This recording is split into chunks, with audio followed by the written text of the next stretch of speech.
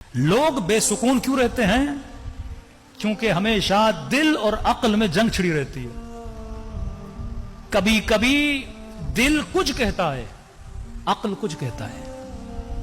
امام خمینی فرماتے ہیں جب یہ دو چیزیں تیرے پاس آئے نا، دل ہے کوئی خواہش اظہار کرتا ہے کہ میں کروں، عقل حکم کہتا ہے نہ کرو.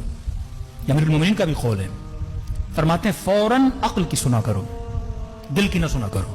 اور جب تم ریپیٹڈلی عقل کی سنو گے تو دل بھی تابع عقل بن جائے گا.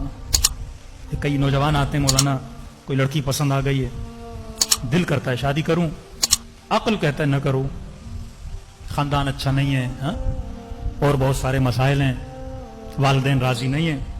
اب جب دل اور عقل کی جنگ ہوتی ہے نا تو بندہ بے سکون ہو جاتا ہے، نہ یہاں کا رہتا ہے نہ وہاں کا رہتا ہے. امیر المومنین فرماتے ہیں فوراً عقل کی مان، پھر آہستہ آہستہ یہ دل تیرے عقل کے کنٹرول میں آ جائے گا. اور دل جب عقل کے کنٹرول میں آیا تو بندے کی زندگی میں کیا آ جاتا ہے؟ سکون آ جاتا ہے. کیلکولیشن کر اپنے عقل کے، اگر سکون چاہتے ہو زندگی میں تو کس کی سنو؟ عقل کی سنو. اور عقل کون سا؟ جو تابع وحی پروردگار عالم. کبھی کبھی عقل تابع وہم بن جاتا ہے، کبھی کبھی عقل تابع شہوت بن جاتا ہے. مطلب حاکم عقل کو ہونا ہے، عقل نیچے آتا ہے، شہوت اوپر آ جاتی ہے. اب شہوت عقل سے کام لیتی ہے اور عقل غلام شہوت بن جاتا ہے. جس طرح کربلا میں ابن سعد کی عقل تابع غضب تھی، شمر کی عقل تابع شہوت تھی، قاضی شریح کی عقل تابع مال تھی، جو مال کہہ رہا تھا. اور مولا علی نے صحیح کہا، الناس علی دین ملوکہم، لوگ اپنے حکمرانوں کے دین پہ ہوتے ہیں. جب حکمران قانون توڑتے ہیں تو عوام بھی قانون. کبھی یہ معاشرہ دیندار نہیں بن سکتا.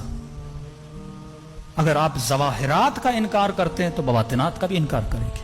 اگر آپ انسانوں کے بنائے ہوئے قوانین کا انکار کرتے ہیں تو آپ اللہ کے بنائے ہوئے قوانین کا بھی انکار کریں گے.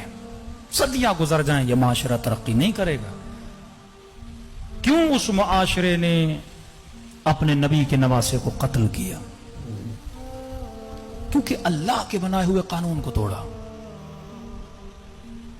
یرثھا عبادی الصالحین، خدا کہتا ہے زمین کا ورثہ عباد صالحین کا ہے. جب شرابی، جب زانی، جب اللہ کے احکام کو پامال کرنے والے صاحب مسند بنے، صاحب منبر بنے تو نبی کے نواسے کا قتل ہو گیا. حکمران اگر بے دین ہوتا ہے تو عوام کے اندر بے دینی جرت پڑتی ہے بے دین ہونے کی. ایسے امام حسین شہید نہیں ہوئے کیونکہ حکمران بے دین تھے.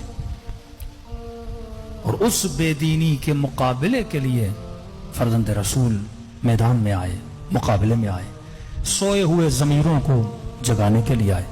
تو یاد رکھیے مجلس امام حسین ایک کلچر ہے، مجلس امام حسین ایک تہذیب ہے، مجلس امام حسین ایک سیولائزیشن ہے. جب تک آپ سیولائزڈ نہیں بنتے، آپ کی عادتیں، آپ کے گھروں میں اگر سکون نہیں ہے، لڑائیاں اور جھگڑے ہیں، تو پھر مجلس کا کوئی فائدہ نہیں ہے. اپنے بچوں کو، اپنی خواتین کو، اپنی نسلوں کو سکھائیں کہ اپنے وجود پر عقل کو حاکم کریں. واقعاً اس پاکستان کی سوسائٹی میں اگر بولا جائے کوئی سیولائزڈ لوگ ہیں تو آپ کی طرف اشارہ کیا جائے، کیونکہ اتنے خزانے اہل بیت علیہ الصلوۃ والسلام کے آپ کے پاس ہے جو کسی قوم کے پاس نہیں ہے.